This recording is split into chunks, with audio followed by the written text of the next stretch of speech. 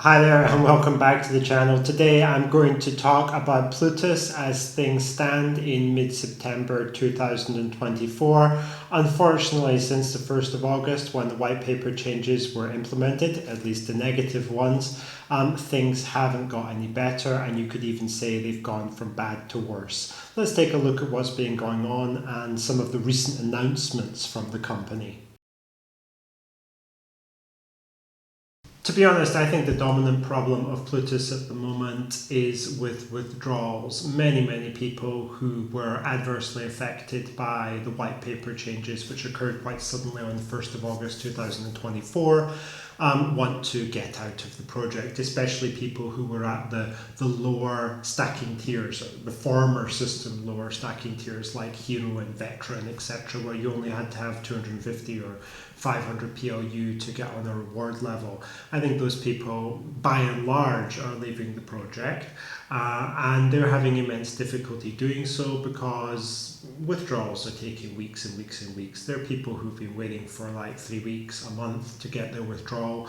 You have to pay a €15 withdrawal fee. You have to make sure you're actually still on the subscription when you initiate the withdrawal, and if not, then you have to pay for a subscription in order to initiate the withdrawal. That's the only way.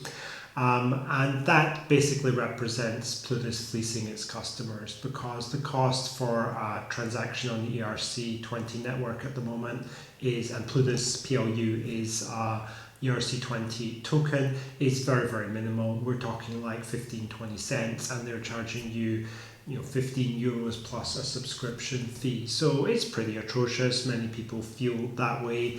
In addition to that, I think the evidence right now is very solid that Plutus are deliberately strangling any kind of withdrawals in an effort to try to reduce the supply of tokens onto exchanges and maybe try to stem the tide of price decline. I don't think that's going to work out for them at all. It seems like a bit of a forlorn hope to me, but good luck to them if they want to try that. But I think the way that they're trying to do it is bad. I mean, come on, people have earned the PLU, they want to withdraw it, and here comes the company to basically create delays and set up barriers like KYC and source of funds checks and things like that. And they're doing it immediately after people request their withdrawals. Not before, but when someone requests a withdrawal, definitely they're going to get hit with this. It smacks of desperation, in my opinion, and I do think that the company is deliberately trying to control the flow of PLU out of internal wallets and basically into people's control where they can sell it. And the only reason for them to be doing that is because they know that the price will crash or at least deteriorate sharply. That's all talking about PLU withdrawals. There are still no fiat withdrawals. That situation hasn't changed for a very long time. If you put your money onto the Plutus card, then you can't get it off unless you spend it. I mean, you could do something like buying Amazon gift vouchers or Amazon credit or something like that, and then you could basically get it off in that way. But you still have to spend it. There's no way that you can transfer fiat back to your bank account or indeed anybody else's bank account. It is stuck there until you spend it, and it looks like that's not a situation which Plutus have plans to alter anytime soon, if ever. In my personal experience, if anybody watched my last video, I still had a gold level stack at that time. Now I don't. I successfully got it withdrawn after going through KYC checks and waiting for 17 days on the withdrawal. But I did get the withdrawal, albeit with delays, and I successfully sold it for just over $3 a coin. And I was pretty pleased with that result, especially when you look at the PLU performance since then. It's now back down at a level of about $2.15, which is approximately 5 to 10% lower than when I made my first video in August. So although there was a brief surge in price, it has cratered since, and it seems to be on a sustained downward trajectory. Unfortunately, I'm still a Plutus customer and I still have PLU trapped in the app simply because I had some that hadn't been through the 45-day check. And in addition to that, I still have an annual subscription that has like 6 months left to run, and I would be stupid not to take advantage of those perks because I've paid for them. So I still am a customer and I still will have an accumulation of PLU, but I no longer have a stack. I no longer have as much exposure as I did, and I'm very, very happy for that. To me, in my opinion, Plutus feels like the Titanic. It feels like the ship is going down with all hands and the band is playing. I really think that this company is headed in the wrong direction and it has the wrong leadership in place. And we're going to discuss some recent tweets from the CEO Daniel, which I think really exemplify this. But first, there is actually some potential good news with the company. It has been announced again in a tweet by the CEO that on September the 26th, somewhere in London, there will be a Plutus event, and at that event 2 hotly anticipated new features will be released.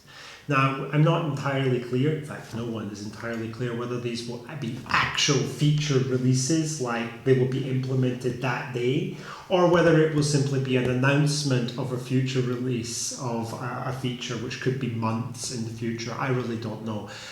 Looking at form, I would say probably the latter. Plutus are more likely to announce on the 26th that some feature will be live at some future date, but I really don't know. There's a lot of speculation as to what the feature could be. I mean, withdrawals would be good, but that's not really a new feature. That should just be something that the company are doing anyway, but that's probably the most popular feature that the community on Reddit anyway would just be withdrawals to actually work within a reasonable period of time. However, if we're going to speculate on what the feature is likely to be, I think it's probably going to be the implementation of CRY. That's an easy one for them to do. It could be something like the introduction of the gift card function. That would be fantastic and has the potential to lift the PLU price for as long as the company can afford it. It could also be things like the introduction of lower reward tiers, which are actually hotly anticipated because there are so many customers who were on Hero, who were on Veteran level in the former incarnation of the system, and now have just been left stranded without any reward level. But it remains to be seen what Plutus are actually going to announce on the 26th. I thought it's quite funny that today, September 17th, the event takes place on the 26th of September, so basically it's got another 9 days, and it says venue to be determined. That's just so Plutus. They have an event, it's only a little bit more than a week away, and they still don't even know where it's going to be. I think that really is emblematic of the level of disorganization that you find in this company, and it very much speaks to how things are done, at least in my opinion. Okay, moving on to take a look at some of the tweets that Daniel, the CEO, actually put out. The first one is something about try to ignore the social media buzz. Don't get caught up in rumors and misinformation.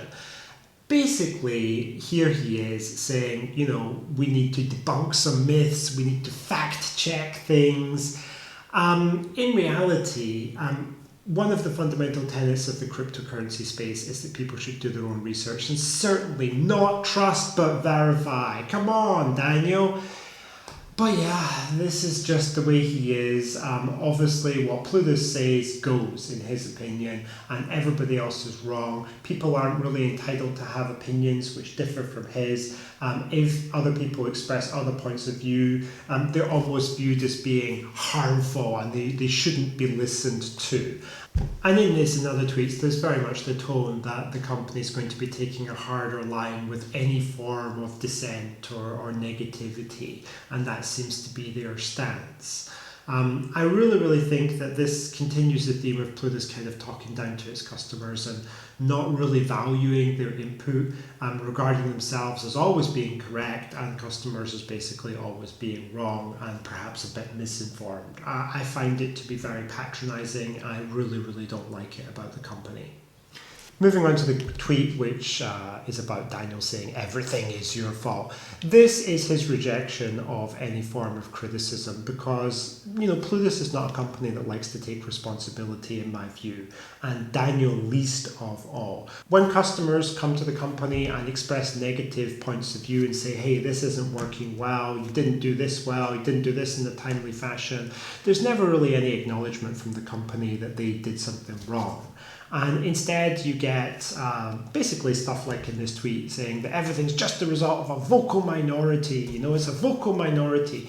Actually, if you look at the vote that we had, I very much doubt it was a vocal minority because almost everyone on Reddit anyway was pretty much unanimously against the new changes which were implemented in the white paper, but they still went ahead anyway. I cannot begin to imagine how many customers Plutus basically took off a reward level and are subsequently going to lose because of their actions. But of course, that's not the fault of Daniel, that's the fault of the customers, one would imagine. The next tweet, which is the one that says, I pay a sub fee. This is basically an attack on customers that have used the product as it was created and designed. And it wasn't created and designed by the customers, it was created and designed by you, Daniel, and by the Plutus team. You created the terms and conditions, you created the rewards levels, you created the perks, you did it. You created the metal cards, you did everything. It's all the doing of the company. And to turn around and basically say people are taking advantage of the system, people are abusing the system, when they're not abusing it, they're just using the product to kind of maximize the benefit that they could get, as you would expect people to do when you introduce a product. It's like a company like Amex criticizing people for taking their rewards or something. It's bizarre. The notion is that people should sign up for a Plutus card and then not use it, not use it to get maximum advantage, just basically hand over money for no reason. It's just ludicrous. I can't believe that this is what he's actually saying. But yeah, there are people out there who are smart and know, well, this card allows me to do A, B, C, and D, and if I put them all together, I can, take advantage of this. What's the problem? That's what the product was. The people who designed it should have thought about this before they introduced the product, not come around and criticize customers who are using it in a perfectly legal way after the fact. If they're using it illegally or something against the terms, then that's fine. The rewards can and probably would, knowing Plutus anyway, be taken away if they could prove that. But no, that's not the case. We're talking about people who are using the product as it was designed and they're being criticized and lambasted for doing it by the company, and they're being painted as the source of all of the problems and why things need to change, No, the cause of the problem was a poorly designed product, and who is responsible for that? Plutus. Next, we have a tweet which criticizes customers for speculation, withdrawing their PLU once it's been earned to third-party platforms, presumably Exchange or MetaMask wallets or whatever, where it could be sold. Now, obviously, Plutus don't like this. They don't like any kind of withdrawal at all. Apparently, if their behavior since the implementation of the white paper is anything to go by, they definitely don't like withdrawals because they seem to me to be strangling them as vigorously as they possibly can. Now, in crypto, people have property rights. It's an asset. People own it. They're entitled to it. And if someone wants to withdraw it and sell it, it's their right. It's not for the company to criticize. They earned it in accordance with the terms. They withdrew it in accordance with the terms, and they can sell it because it's their property. It's not for Daniel or anyone else to pass judgment on this. Plutus is not a religion. It's not a cult. It has the feeling that, if you withdraw and if you sell, then you're violating the prospects of the project, you're endangering it. No.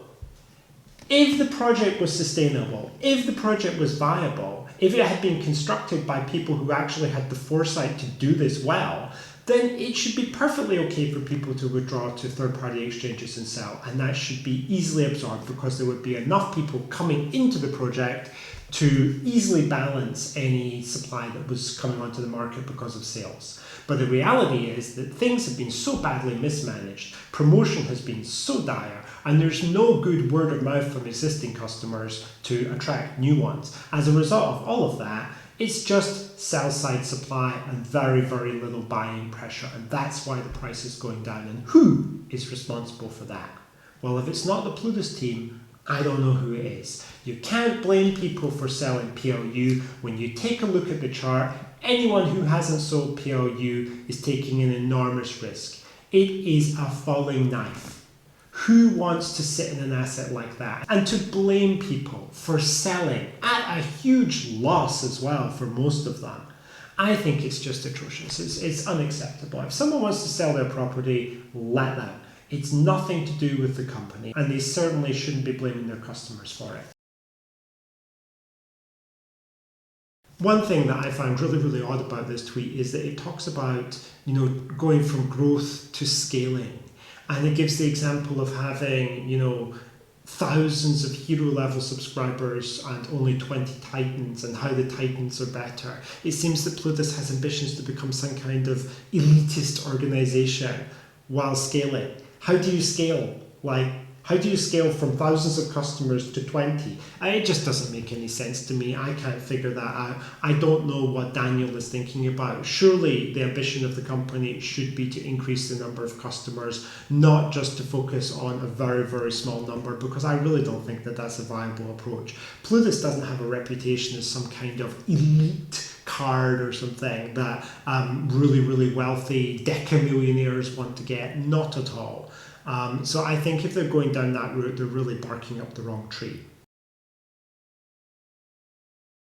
Lastly, we have the I voted no tweet, where Daniel basically puts forward the idea that there was a vote and the majority, something like 63% or something, voted for this new white paper. Now, of course, it was an untransparent vote. We don't know where all of the votes came from. There's been no accountability at all about that, but let's put that to one side for now. The idea that he's trying to put forward here is that the viability of this new system has been proven by the Boston Consultant Group and other consultants that Plutus pay. Paid consultants, they're going to say almost anything. Arthur Andersen signed off on the Enron accounts for years and years. That doesn't convince me, and it shouldn't convince you. The fact that some group, and I think it was Ernst & Young, studied the report and said, well, with caveats, it could be viable. Yeah, with caveats. We need to see this go into practice to be fully implemented, to regard it as being proven as sustainable. The act of a consultant or an auditor saying that they think it could be viable if PLU reaches a certain price, I don't think that carries any weight at all. It certainly doesn't with me, especially when rewards are only 50% sustainable until PLU reaches a much higher price, and it's something in the region of 3 to 4 times higher than the current price for them to become sustainable. I think we're far, far from a position of sustainability for this project, and I think it's wrong to try to project the image that this has all been settled. The consultants and the auditors have looked at it, so you shouldn't question it, you should just accept that this is the way. To me, I think that that's disrespectful, and it's just one more reason why I chose to run away from Plutus as fast as I could.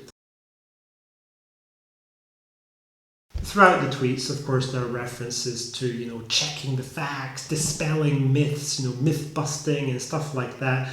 The reality is, if Plutus were any good at communication, which they're not, then there wouldn't be any need for fact-checking and myth-busting. Plutus, first of all, made an immense mess of the difficulty adjustment in 2023 and basically never recovered from that. And now we come to this white paper implementation in August 2024. It's been just as bad or even worse in terms of the communication and the treatment of customers. So it's hardly surprising that there are some misconceptions out there, if indeed they are misconceptions. It's hardly surprising that people don't really trust this company very much, because people have been burned. They've lost a lot of money. They've lost benefits that they felt they were promised. Why would you feel good about that? Why would you want to trust the people who had done this to you one more time and give them one more opportunity to inflict a little bit more suffering on you? It mazes the mind. I really don't understand. So, in conclusion, Plutus is still very much in the same position that it was in early August. I don't see much of a change. Huge withdrawal problems, massive conflicts with customers, attempts to strangle withdrawals, suppress any kind of negativity on Reddit or in other forums, and very, very vague promises. Perhaps the 26th of September will yield something tangible in terms of these new features. Maybe it will be something we want, but on the other hand, it might just be something that we don't really want, dressed up as something that the company wants us to want. I think this company is an organization which doesn't have a very great deal of respect for its customers or their opinions. And it also doesn't seem to have any sense of taking responsibility for past failures, especially on the part of the CEO. But I think it's beyond that. It's basically my experience of dealing with most of the team. So I do hope that people who are with Plutus now are getting out, or perhaps already have. And if anyone is considering jumping into Plutus right now, thinking that they're going to take advantage of low PLU prices or whatever, I think you should have a very, very careful read at some of the comments on Reddit and some of the posts there, and do your own research into this company. Don't simply believe everything that's put out there by the company promoting itself. I think there's a very, very conscious effort underway to try to suppress negativity and sweep as much under the carpet as they possibly can. Alright, well, I hope people found this follow-up video on Plutus useful. I will continue to update people with what I find on Reddit. If there's anything interesting that comes up, any news stories around the company, I will continue to follow it, at least for as long as I'm still an active customer. So I hope that you found value in this video, and I'll see you soon in the next one.